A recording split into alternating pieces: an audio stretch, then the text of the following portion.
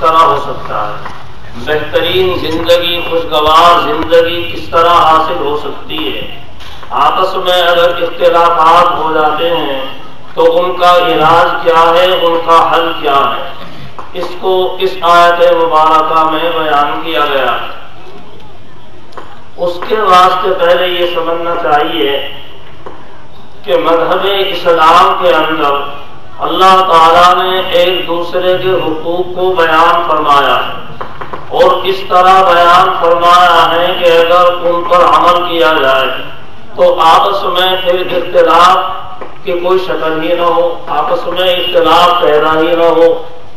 ایسے اصول بیان فرمائے، ایک دوسرے کے حقوق اس طرح بیان فرمائے کہ اگر ایک دوسرے کے حقوق کو ہر آدمی ادا کرے تو بہترین زندگی گزرے، آپس میں محبتیں قائم ہوں اور دنیا کے اندر رہتے ہوئے جنت کا مزہ آنے لگے۔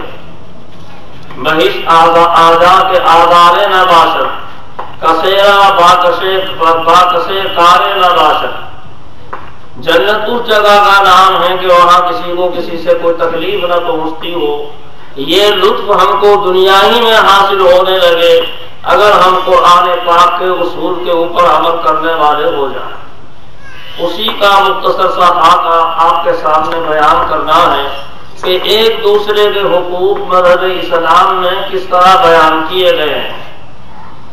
مثلا سب سے پہلے انسان کا تعلق اپنے والد سے ہوتا ہے تو خود اپنے والد کے حقوق قرآن پاک میں بیان کیے گئے۔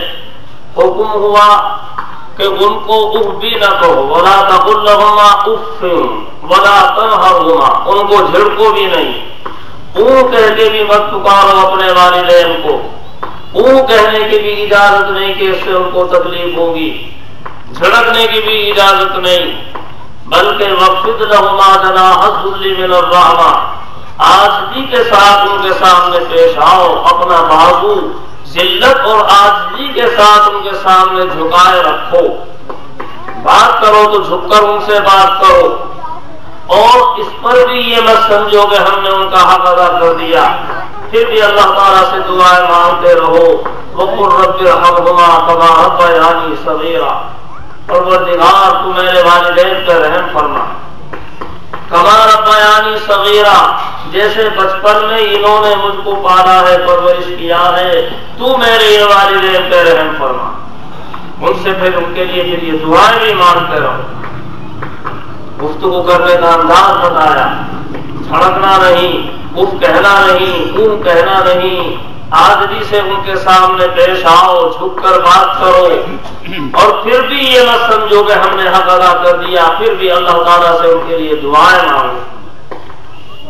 اور حضرت نبی اکرم صلی اللہ علیہ وسلم نے ارشاد فرمایا، ما من ولد بار ينظر الى والديه الا كتب الله له حجة مبرورا، قالوا وان نظر كل يوم 100 مرة، قال لا والله عز وجل، او كما قال عليه الصلاة والسلام۔ حضرت نبی اکرم صلی اللہ علیہ وسلم نے ارشاد فرمایا، کوئی فرما بردار بیٹا ایسا نہیں جو اپنے والدین کو محبت کی نظر سے دیکھے، مگر ہر نظر کے بدلے میں اللہ تعالیٰ ایک حج مبرور کا ثواب اس کے نام اعمال میں لکھ دیتے ہیں۔ والدین کو صرف محبت سے دیکھا، بیٹے نے والدین کو محبت کی نظر سے دیکھا، اس دیکھ لینے کی وجہ سے کیا انعام ملا؟ ایک مقبول حج کا ثواب اس کے نام اعمال میں لکھ دیا گیا۔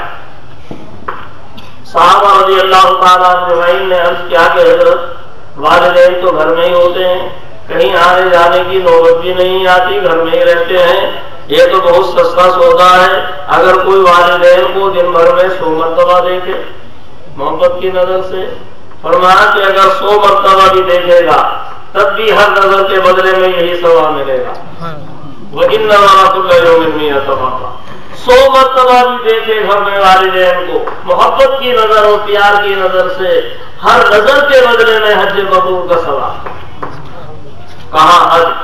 آدمی حج کرنے کے لیے جاتا ہے، لاکھوں روپیہ خرچ کرتا ہے، اور سفر کی صعوبت بھی اٹھاتا ہے، کاروبار بھی بند کرنا پڑتا ہے، کتنی مشکلات بھی اٹھانی پڑتی ہیں، اور پھر بھی یہ گارنٹی نہیں کہ اس کا حج مقبول بھی ہو، اس لیے کہ بعض دفعہ وہاں جا کے ایسی حرکتیں کرتے ہیں کہ حج کے قبول ہونے کا کوئی سوال ہی نہیں۔ کوئی کیا حرکت کرے گا، کوئی کیا حرکت کرے گا، کوئی کیا حرکت کرے گا۔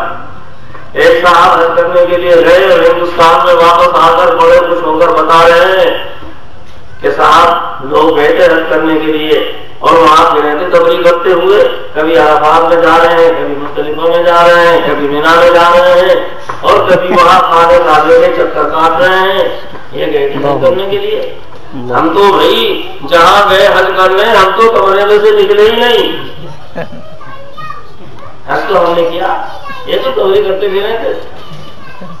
اب ایسا آدمی کہ جو اپنے کمرے میں سے نکلا ہی نہیں اور نہ عرفات گیا، نہ مینا گیا، نہ مزدلفہ گیا، نہ کھانے کھانے کا انہوں نے طواف کیا، تو اس کا حج کیسے حج ہو جائے گا؟ اور وہ سمجھ رہا ہے کہ میں نے حج کر لیا۔ تو لوگ ایسی ایسی حرکت کر کے آتے ہیں، اتنا روپیہ خرچ کریں گے وہاں، لیکن 10 پیسے روپے کے وہ خرچ نہیں کریں گے۔ ایک صاحب نے وہاں حج کرنے کے بعد جب حلق کرنے کا نمبر آتا ہے تو حلق نہیں کیا، یہاں آ کے اس نے حلق کیا اور کہا صاحب وہ نصریات مانگ رہا تھا، یہاں کے کتنے 100 روپے ہونے دیتا اسے 100 روپے۔ ایسے بھی مہربان لوگ ہوتے ہیں، لاکھوں روپیہ خرچ کریں گے اور یہاں 100-200 روپے 10 ریال تو یہ خرچ نہیں کریں گے۔ تو کیسی کیسی لوگ حرکت کر کے آتے ہیں۔ تو حج کر کے آدمی آیا تو کوئی گارنٹی نہیں کہ اس کا حج قبول بھی ہو جائے، اور یہاں والدین کو دیکھا، محبت کی اور پیار کی نظر سے دیکھا، اور اس ایک نظر کے بدلے میں حج مبرور کا ثواب، مقبول حج جس میں کوئی شبہ نہیں، جس کو اللہ کا نبی، اللہ کا دانا پیغمبر فرما رہے ہیں کہ پھر اس کو حج مبرور کا ثواب ملے گا، تو اس میں کیسے ہو سکتا ہے؟ اور دن بھر میں 100 مرتبہ کیا ٹھکانا ہے، والدین کا کیا مرتبہ اور کیا مقام ہے، محض ان کے پیار سے دیکھ لینے پر اور پیار سے دیکھ لینے پر اتنا بڑا ثواب کیوں؟ اس لیے کہ والدین نے بیٹے کو پالا، بچے کو پالا، اور جب یہ بچہ تھا تو والدین اس کو محض محبت کی بنیاد پر دیکھتے تھے، پیار سے دیکھتے تھے۔ آدمی اپنے بیٹے کو دیکھتا ہے، پیار سے دیکھتا ہے، اور دیکھے گا خوش ہوگا، بار بار دیکھے گا، پیار سے دیکھے گا خوش ہوگا، کبھی اسے پیار کرے گا، کبھی اس کو منہ سے لگائے گا، کبھی آنکھوں سے لگائے گا، پیار کرے گا اپنے بچے کو، پیار سے دیکھے گا۔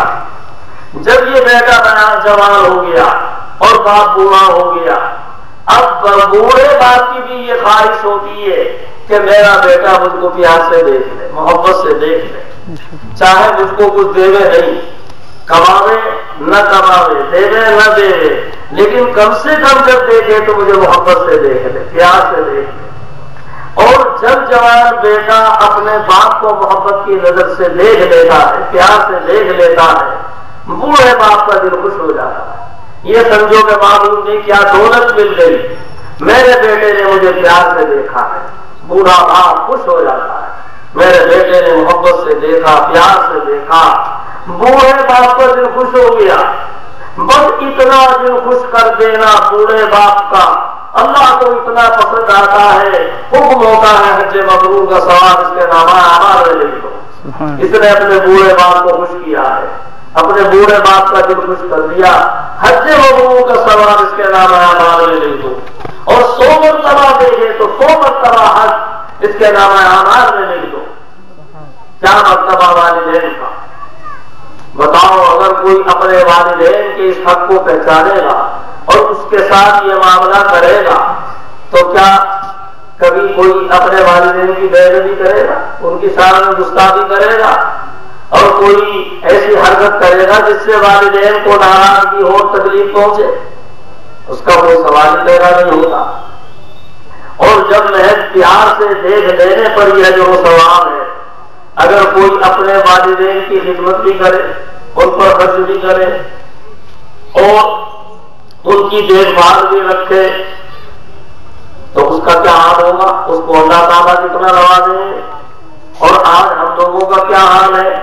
جب والدین بوڑھے ہو جاتے ہیں تو کوئی انہیں پاگل بتاتا ہے، کوئی بڈھا کہہ کے پکارتا ہے، ارے اسے بڈھے سے کہہ دے، اسے بڈھے کو یوں کہہ دو۔ اپنے باپ کو بڈھا کہہ رہا ہے، بڈھا۔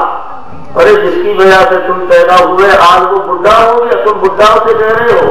کوئی اسے پاگل بتاتا ہے، کوئی دیوانہ بتاتا ہے، کوئی ڈھنگ سے بات کرنے کے لیے تیار نہیں۔ اور اب تو لوگوں نے بڑے شہروں میں وہ مکان بنا لیے ہیں، بڑے بڑے مکان، کہ والدین کو جو بوڑھے ہو جائیں تو ان قبروں میں چھوڑ دو، سرکاری مکانوں میں چھوڑ دو، ان کی خدمت سے محروم، تاکہ والدین کی خدمت نہ کر سکیں۔ کتنی بڑی محرومی کی بات ہے۔ کہاں یہ مرتبہ والدین کا اللہ تعالیٰ نے بیان کیا، اور کہاں ہم لوگوں کی آج حالت رزق کے والدین کا یہ مرتبہ قرآن پاک میں اللہ تعالیٰ نے بتایا۔ آدمی کو واسطہ پیش آتا ہے اپنی بیوی سے، اور بیوی کو واسطہ پیش آتا ہے اپنے شوہر سے، ان کے حقوق بیان فرمائے۔ وَلَهُنَّ مِثْلُ الَّذِي عَلَيْهِنَّ بِالْمَعْرُوفِ، اللہ تعالیٰ نے مردوں کو بتایا کہ جس طرح عورتوں کے ذمے شوہروں کے حقوق ہیں اور ان کی ادائیگی ضروری، اسی طرح عورتوں کے حقوق مردوں کے ذمے بھی ہیں۔ شوہروں کو ضروری ہے کہ وہ اپنی بیویوں کے حقوق بھی ادا کریں۔ حضرت نبی اکرم صلی اللہ علیہ وسلم نے مرض الوفات میں جہاں اور وصیتیں فرمائی وہاں یہ بھی وصیت فرمائی کہ عورتوں کے ساتھ اچھا سلوک کرنا، اور فرمایا کہ یہ ٹیڑھی پتلی سے پیدا ہوئی ہے۔ ٹیڑھی پتلی، پتلی سب سے ٹیڑھی پتلی کی ہڈی ہوتی ہے، وہ ٹوٹ تو سکتی ہے، سیدھی نہیں ہو سکتی۔ اگر تم اسے بالکل سیدھا کرنا چاہو تو بالکل سیدھی نہیں ہو سکتی، اس کے ٹیڑھے ہونے کی حالت ہی میں ان سے تم نفع اٹھا دو۔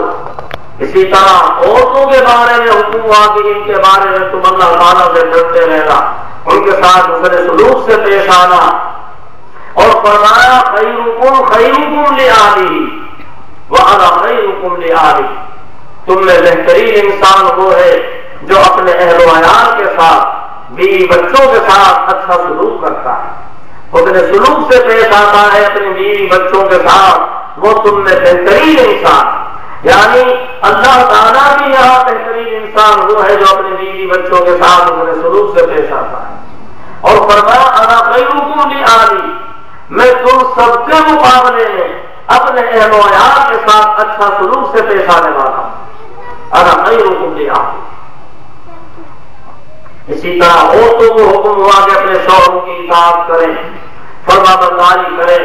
یہ اجازت نہیں کہ اپنے شوہر کو ناراض کریں، حکم ہے کہ اگر شوہر یہ حکم دے کہ اس پہاڑ کے پتھر اٹھا کر اس پہاڑ میں منتقل کر، اور اس پہاڑ کے پتھر اٹھا کے اس پہاڑ میں منتقل کر، تو عورت کو اپنے شوہر کی اطاعت کرنی چاہیے اور فرما برداری کرنی چاہیے۔